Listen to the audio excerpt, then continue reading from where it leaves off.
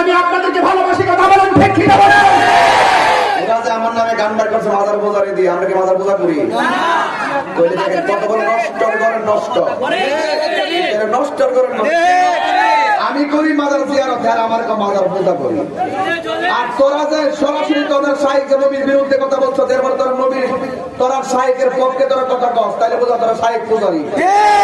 আমরা মাজার পূজা করি, আমরা মাজার জিয়ারত করি।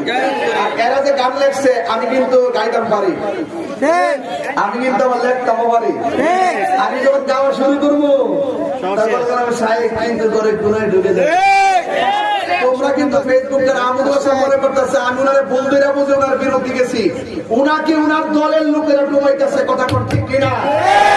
আমার বক্তব্য হয়তো সঠিক, এই জন্য উনি চুপ করে বসে গেছে, কথা ঠিক কিনা? আমার বক্তব্য হয়তো সঠিক, এই জন্য আমুদুল্লাহ সাহেব চুপ করে বসে গেছে। যদি আমার দাবি